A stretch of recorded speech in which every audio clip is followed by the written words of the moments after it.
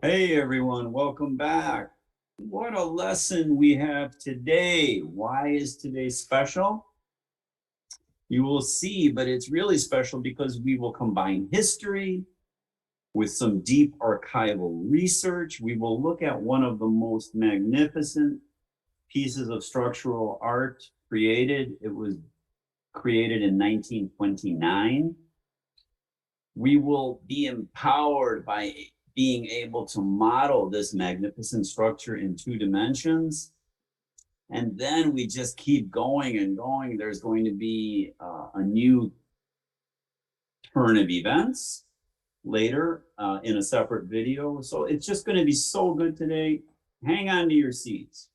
Okay, what is the first step? The first step is always, let's look at the lesson. We are in lesson 13A, and we see before us the object we will be studying. It is the Salginatobel Bridge, built in 1929 by arguably the greatest structural artist ever, Robert Maillart. He was Swiss. This is in Switzerland. If you had my history class, you know a lot about this bridge. It was built in a canton way out in the middle of nowhere near the end of his career. It's a very sad, sad story about what happened to him. And yet he rose from the ashes and created this lasting legacy. This is a national landmark in Switzerland. It's an American Society of Civil Engineering landmark. Imagine that. There's a plaque out there. We send architectural engineering students out there on missions to go see this structure. I'll show you at the end of the lesson maybe some of those images, okay? And why am I so excited about this? Well, there's a whole lot of reasons, but for the purposes of today's lesson, let me just point out that it is a 3-hinged arch. So you could see a hinge at the left, a hinge at the right, and a hinge at the crown. He actually designed it as a 3-hinged arch. The load is downward, and we will model only a certain part of this structure. We won't model this deck out here, but we will model the central arch portion as a 3-hinged arch. We will use the modern Muller Breslau method. He did not do that. I want to talk a little bit about this form and what he did. This form is extremely stiff for symmetric loads. We've seen this before. You can span enormous distances with a 3-hinged arch. The weakness of this structure is when it is loaded asymmetrically. One side goes down and the other side does go up. It is a very flexible structure for asymmetric loads, and that is a problem. But I'd like you to think about that as a design idea. If one side goes down and the other side goes up, or conversely, the first side goes up and the other side goes down, what do you get? Think hard. What do you get when you have this configuration where it's high on one side, low on the other side, and then low on one side and high on the other side? You get the bridge. You get this form. So he took the weakness of the typology and he made it the strength. What a great lesson that is, right? Take your weaknesses and make them your strengths. There's a lot to learn about Maillart. We don't have time to study his life right now, but maybe at the end of the lesson, we'll close with a few images of my students traipsing through the Swiss wilderness to find this bridge and this scene, right? So notice that the bridge is tapered. We're under the bridge now. The bridge is tapered in plan view, looking down from the sky. It is tapered in plan view, and you get these incredible sculptural views. This is a piece of art. It inspired curators. Curators at the Museum of Modern Art in New York City recognized the genius of this man well before my own profession did. He was granted a solo exhibit in the Museum of Modern Art well before any civil engineer in the United States even knew of his genius. Now that's a great story. So dig into that if you have some time. So let's go to Switzerland. Let's go to ETH Zurich. By the way, the first couple of images are in the public domain. They are from ETH, the finest structural engineering school on planet Earth. No matter what my boss says about our school, ETH is better than us. So let's go to the archives. Let's wave a special pass and push some secret buttons to get into the vault. And here we have the drawings. And here's the secret. The secret is that Robert Maillart did not use the Muller-Breslau method. He used graphic statics. Now, what is graphic statics? Graphic statics is the original statics that has been lost. You can learn about it if you want. We're not going to cover it right now, but it is all about funiculars, the shape that a hanging chain would take. And it's very similar to those lines that I just drew, so-called thrust lines, shooting through for any possible scenario. And that's what he's doing here. He's using graphic statics to generate this shape and to analyze this shape. So the beauty of graphic statics is that it's not only an analytical tool, it is a form finding tool. It is a form finding tool. And if you want to learn more about graphic statics, you can go to Amazon and get my book on graphic statics. But we don't have time to do that right now. So let's get back to the show here. My book is also in the library. If you're a Cal Poly student, you can just get it for free. My book on graphic statics. Different topic. Okay, so let's go to the archives and make some sketches. You can only use pencil. Don't use pen in an archive. Let's use pencil. I mean, a real pencil or an Apple pencil. That won't leave any damage either. We're not sponsored by Apple, by the way. Okay, let's get some rough dimensions. It says 90.04 for the Schlützeweite. Or the span. I'm going to call it 90 meters across. I'm going to say 45 meters at the center line at that crown. The height of the arch, I measured it here since he drew it to scale. Did you notice the scale factor? The scale, not the scale factor, but the scale, the forced scale or the scale factor, I guess 1 to 100 here. So you always draw things to scale. So I measured this, I called it 15. So I have some key points here.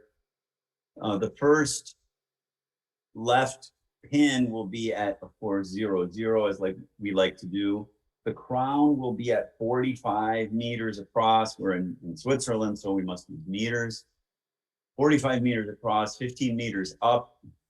The right side is 90 meters across, and let's call it at the same elevation. It looks like it might be slightly tilted in the drawing.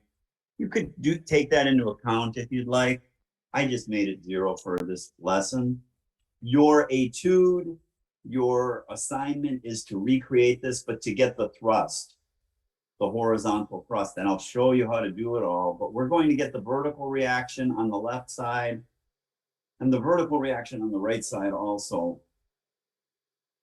No, sorry, we'll get the vertical reaction on the left side and we'll get the horizontal reaction on the left side in this presentation. And your assignment, your etude, is to recreate it, essentially recreate what I just did. The nice thing about this drawing, though, I want to mention is that tapered plan view. You can see it down on the bottom here. in plan view, he tapered it. You know, he really was concerned about elegance. That third E, efficiency, economy, and elegance. That's what makes an artist, right? As opposed to just a regular old designer. We will load the bridge asymmetrically. That is the weakness of a three-hinged arch. So let's get right into it and probe deeply into the worst case scenario. The load is not arbitrary. I went into the archives and I found some numbers, 83 kilonewtons per meter, reasonable number. I am not expecting you to generate a number like that. I will provide a number for that. Just like we did in the wind studies, I'm giving you a base load to work with.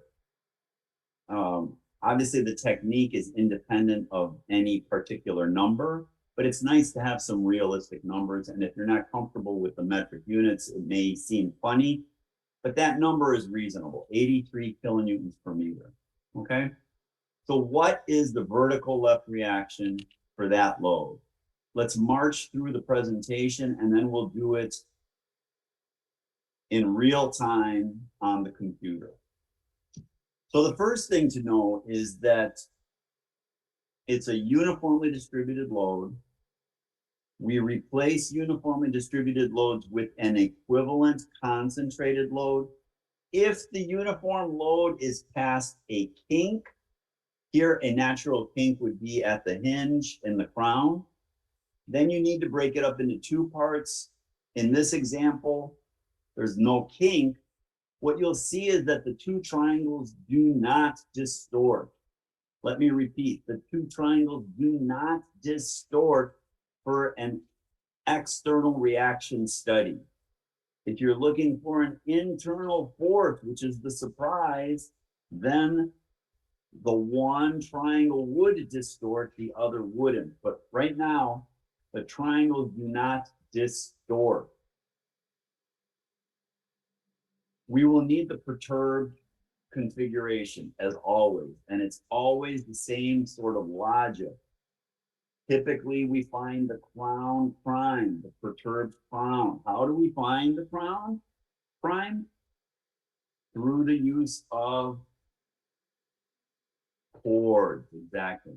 Now notice that the chord from the left to the crown coincides with this number, but it need not coincide with the structure. In fact, it doesn't in the real drawing. So let's just scroll back and look at the structure. There it is, kind of a happy accident there.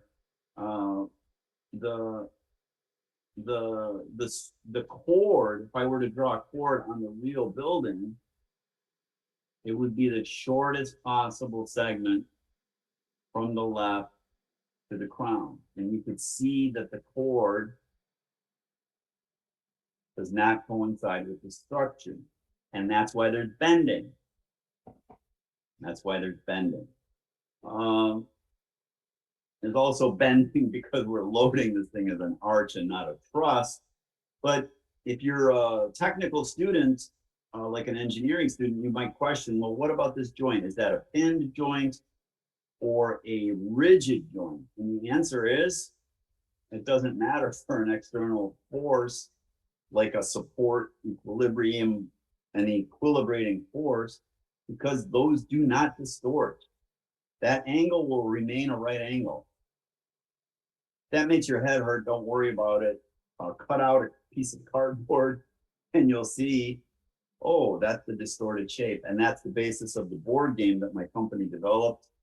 I don't think we have time to talk about the board game right now. We certainly don't have time to talk about it right now, but maybe later we'll talk about the board game. Okay, what's next? So next is just a geometric study, right? So we need to look at the crown prime. What else do we need? We need the chord going from the left to the crown, which is this lower segment. We need the chord going from the right to the crown, which is this lower segment.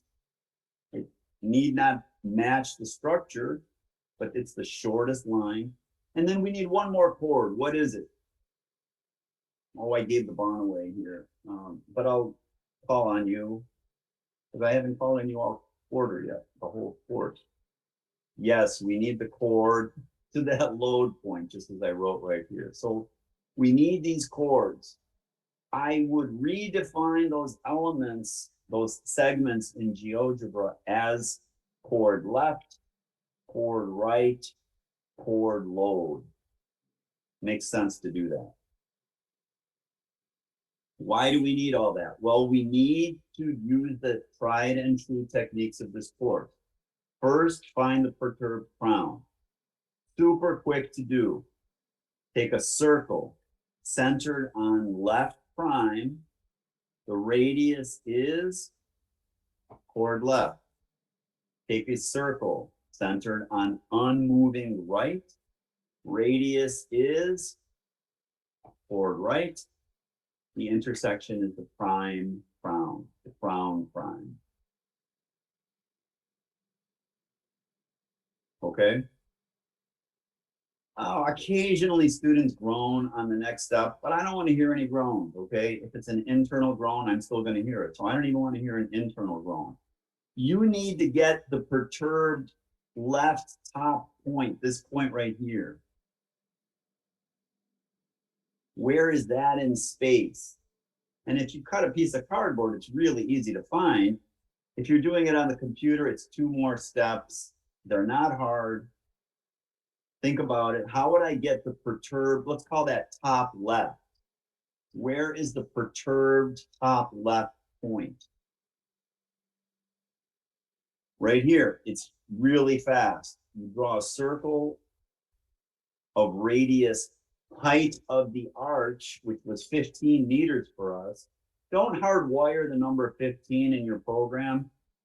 Call it height of arch or HT or something. That circle is centered on left prime. We know where left prime is. We're perturbing left vertically to get the vertical unknown reaction. The other circle is centered on crown prime. We know where crown prime is. We just found it. Boom. We have top left prime. No groaning allowed. That's really quick. Similarly, can you see we need top right prime? Where is top right prime? 2 circles, one of them centered on right. What's its radius? The height of the arch. Now, ladies and gentlemen, the height of the arch need not be the same on the right as it is on the left. I simplify things a little bit just because this is the first time we've ever looked at a real piece of structural art as a 3-hinged arch, a Robert Maillart structure. So it is the same as on the left. It was 15 meters. Don't use 15, use a variable. And then the other circle is centered on crown prime, and it is span 2, which is the second span of the bridge. It's the same for us, 45. Don't use span 1, don't use 45, call it span 2. Just put it in your script. Then you have a nice general program, and then you're done. Well, you're almost done. There's one more thing. What do you have to do? What do you have to do with the last thing? Can you see it? I made it ghosted. You need to know where the real load is on the perturbed structure. How do you find that? Well, there's 2 ways. The kind of the tedious way is you can say, well, I could march along the unperturbed structure some axial length, and I could march along the structure that same axial length and find it, but I don't like doing that. What's the better way? Use your friend, the chord. You knew what the chord was from the left support to the load point, thus you know where it is in the perturbed. It's the same chord. And we're always doing that, right?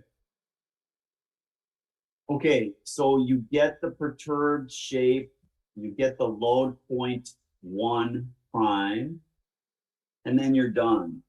Then you can get your unknown vertical left reaction. I called it unknown RLY. The theoretical answer is, I could have called on Ashraf. I have him on my phone, but I didn't. It's 3/4 of the load. Does that make your head hurt? If it does, don't worry about it. If you are a journalism major and you just don't want to deal with the theory, you're not responsible for the theory. But if you're an engineering student, you eat the theory for breakfast, right? At the coffee shop, a little theoretical breakfast. Boy, imagine if we get sponsored by them. I'm giving them all this free stuff. Okay, so the groans were not heard. I didn't hear them at all. There's a surprise though. What's the surprise? If you go through the process of writing this code for left prime in a general fashion, you can immediately get the thrust by simply redefining where left prime is. So instead of a vertical perturbation, you make a horizontal perturbation. And how great is that? Well, here's the end of the story. I'm getting the theoretical answer. Here it is. Look, all I did was I redefined what left prime is. You could save your whole script if you want. You could save your whole script as a new file and call it thrust study or something. And then you don't have to try to make this general. But look how nice this is. And boom, the robot instantly obeys you and finds the new configuration. The lofts are still in the direction of the load. That's always the case, always the case. And I think you should be really proud of the fact that you can do this quickly. But wait, look at the theory here. RLX theory 2801. Doesn't that number sound familiar? 2801. Whoa. Does it make your head hurt that the RLX, our giraffe thrust, is the same as the vertical thrust? Whoa. I think that was just a happy accident here. But the point is that horizontal thrust is huge. It's the giraffe on ice. The loads are going down. We have enormous thrust here. In fact, it's the same as the vertical reaction, right? Why is it so big? We have a long span and a shallow arch, right? We talked about that earlier. Well, at least I talked about it. I didn't hear you talk about it, but I talked about it. Okay, and then there's something new, so we'll stop that delivery. If you are comfortable with solving this etude, go for it. You don't even have to watch the rest of this video. The etude is to find the horizontal thrust for Salginatobel. Redo it. I will do the vertical thrust, and for no extra charge, I'll toss in the horizontal, but I know how to do it. I'm going to do it with the redefine. Okay. What's the answer look like? Let's find the answer in a script here where I put delta on the slider and I get the RLY theory. And you know, it's just gorgeous with some dynamic text. I'm not self-congratulating, it really is gorgeous. So let's start a whole new file here. Save that one. New file. And let's just do it quickly. Again, if you know what you're doing, you can stop the video and just go get a latte and just do it, or go to Switzerland, book your tickets. I don't think they're going to let you into the archive. You got to be a big shot to do that. You could try dropping the name, but they might kick you out. Okay, left is 0, 0. crown is, remember what it was? 45, 15. Right was 90, 0, remember? Yeah, you remember. Zoom out, you could look at it. There it is. Let's call left top was 0, 15.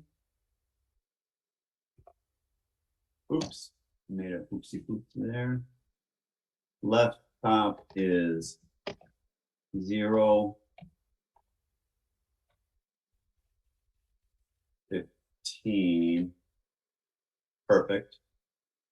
And right top was 90 and 15. Again, the real bridge is slightly tilted. We don't need to worry about that right now. Let's change the iconography immediately so that we don't get confused. These are pins. Thus, they should be big old triangles. That, let me hide this and hide that so it's a little cleaner. This is the internal hinge, the crown. Make that super visible. Great. Let's draw dashed lines because I know I'm going to perturb it immediately. May as well just draw dashed lines.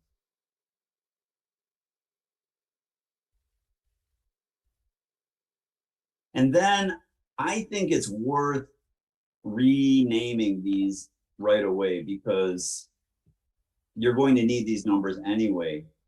So I like using these. So remember what we called this one. This was chord left. That's from the left support to the crown. This one we call chord right. This one we call the height of arch or something. I'm just going to call it HT. Keep it short. Hide that. This one I want to call span 1. And the other one I want to call span 2. Okay, that's pretty general. Looks pretty good. You can draw the arrow and the polygons for the loads. It's okay. We said the uniform load, that force per length was 83, remember? 83 kilonewtons per meter. That's not an arbitrary number. That's from the archives. Where is that load applied? Only on the left half of the bridge. The equivalent concentrated load will be at the midpoint of span 1. You don't have to do any integrals here. We just know that it's at the midpoint because it's uniform.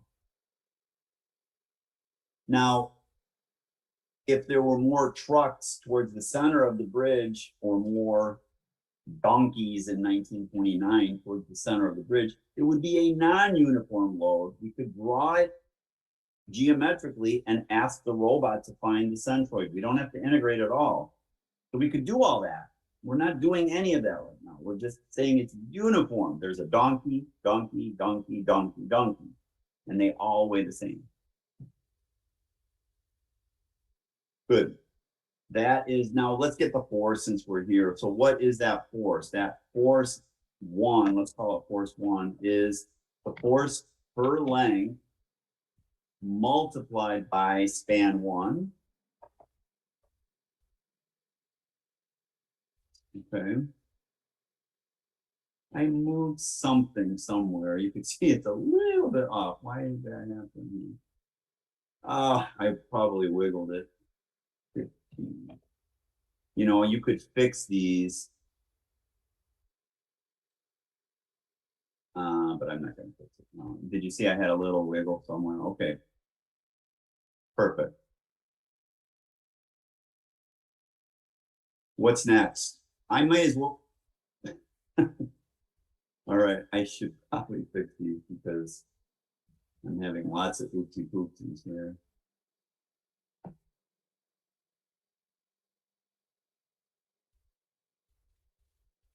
Okay.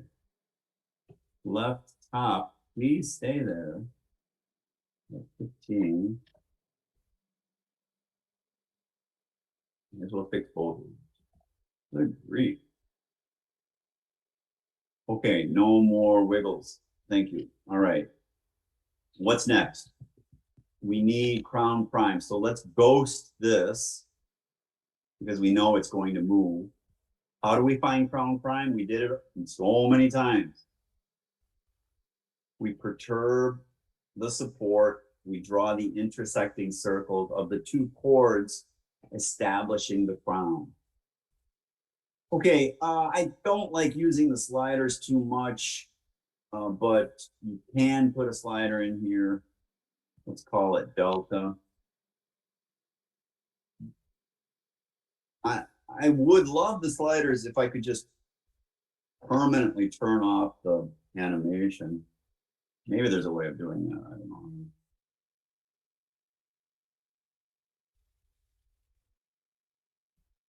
don't know. Okay. So delta is going to be a slider. Let's call left. Let's ghost this one immediately. And then left prime. This is the cool thing. Left prime is left. And in this example, it's going to be a vertical perturbation. So it's going to be plus 0 and then delta in the y direction. And I could immediately redefine that later if I'm seeking the horizontal thrust. I think you know all that. All right, so that's left prime. Okay, we're seeking the new crown. How do we do it? We draw a circle centered on left prime. The radius is chord left. We draw another circle centered on the unmoving right. And that radius is chord right. Where those two intersect, that is crown prime. Hide the spurious point.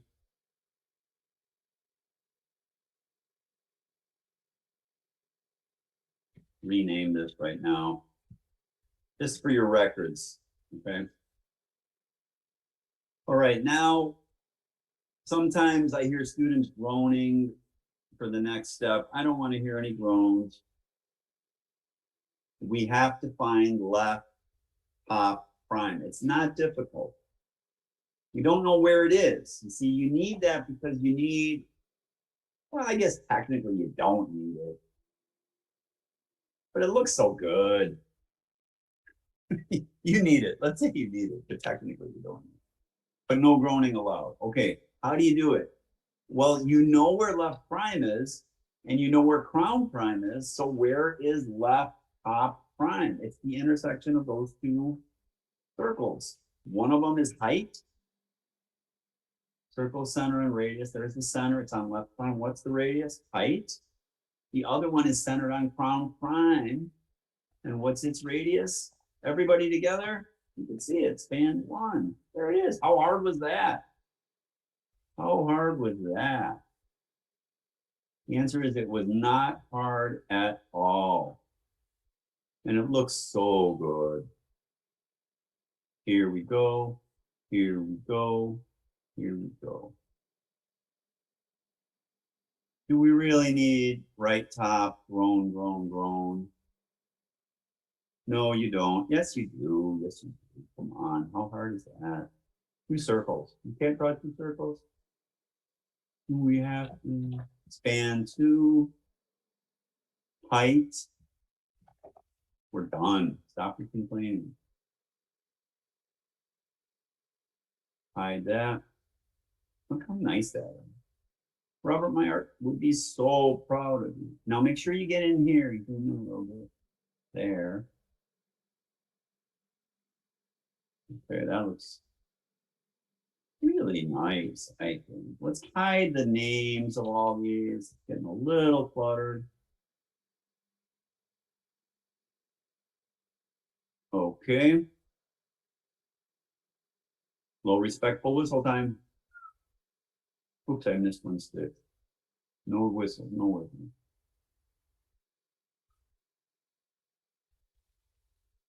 Okay. We're almost done. We need the load 0.1 per curve. Now, I know where that is. I'm going to do the midpoint here. Midpoint. And there it is, you can see it. But I don't want to do that. I want to use those chords. Remember those chords? Maybe I didn't create one. We need to create a chord that defines the load. So let's make it a little thinner so it's not, doesn't look like the structure. It's this, and that is chord to load 1 if you want, but I'm just going to call it chord load, okay? And then that is not the structure. That is a chord to the load point. And then that is used for a new circle centered on left prime. Radius is chord load. And look, it hits exactly there. Now, I didn't need that in this example because of the uniformity of the load, but this is a more general technique. All right, oops, great. Finally, let's rename that as load 0.1 prime. Now let's get the loft. The loft is the vertical distance between these two. I'm not going to draw the arrows. You should draw the arrows because they look fantastic, but I won't in the interest of time. Loft, let's call it loft 1, is y of load 0.1 prime minus y of load 0.1. That looks, it's saying, I don't know what you mean. I guess I didn't rename that. Rename it as load 0.1. Okay, let's try again. Loft 1 algebraically is y of load 0.1 prime minus y of load 0.1. Perfect. And that number is about 6 here. The more visual way of doing it, which is a little more clicking, but I like it. You don't have to do this. You don't have to do anything, actually. Did you know that? You don't have to do anything. I mean, I guess taken to the limit, you have to go to jail. Nothing. But they'll take you to jail. So you actually don't have to do anything. Okay, let's hide the lines. Here's my segment. Let's call that loft 1 segment or something. Loft 1 seg. And that is exactly the same as the numerical version. Here you can see it was 6.2. And the segment is 6.2. Okay, we're a hop, skip, and a jump away from theory. What did we say the theory was? Yeah, we don't even need to call Ashraf. RLY theory was 0.75 of F1. Isn't that crazy? 3/4 of the load, because it's 3/4 of the way over. That it's just proportion. If all of the load was directly above the left support, the right reaction vertically would be 0, and the left support would take all of it. If the load is halfway across, it would be a 50-50 split. So I'm just using proportions. I'm not using statics. The name of the course is equilibrium without static, and I'm not using statics. Nope. Okay, and finally, let's talk about signs. What are the signs here? The load is going down. These are donkeys. They're going down. The loft is going up. It's negative work on the left-hand side of the equation. You bring it over to the right-hand side, it's positive work. Let's call it unknown, and you'll see why I'm calling it unknown instead of RLY. I'm going to call it unknown. In this example, the unknown is the left reaction vertically, but I'm going to call it unknown for reasons that will be clear shortly.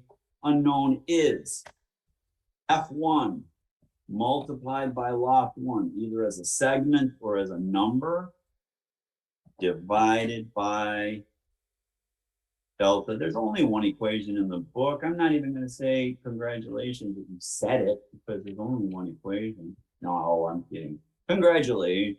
So good. 2630, no, nothing to write home about yet. 2721. 2779. 2801. Do that in a coffee shop. Well, I would not challenge anybody to this one in the coffee shop, because they might just pull out the 3/4 argument and then you post. You just lost the bet.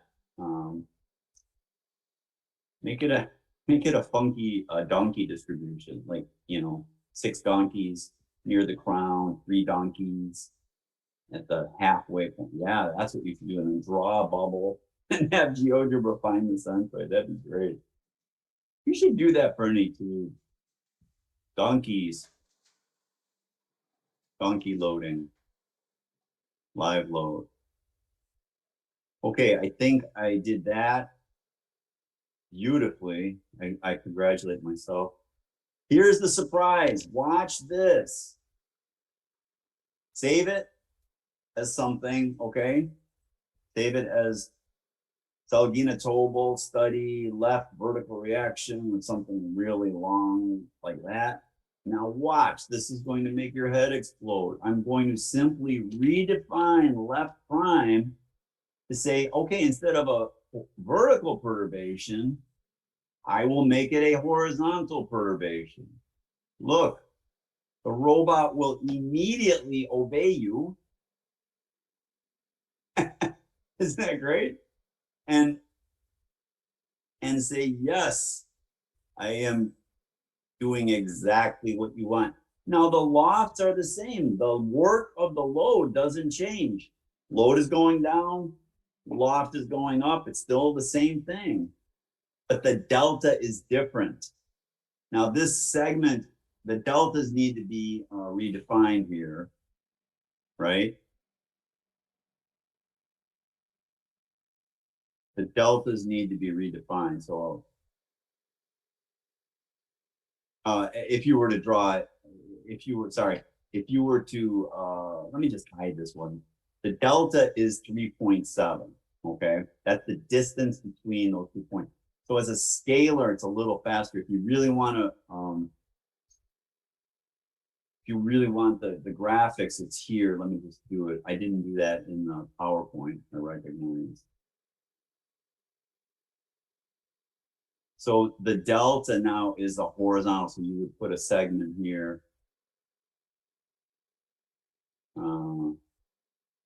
And get this. A lot of clicking.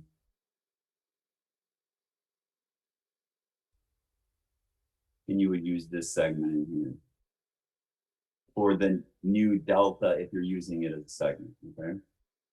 But if you're using it as a number, as a scalar, it's just that number, right? And the theory is the same. I think we said it's 2801, which maybe made your head hurt. The horizontal thrust is huge. Let's do the, and that's why I called it unknown. That's exactly why I called it unknown. The equation is exactly the same. Force times loft divided by delta. And here I get 28.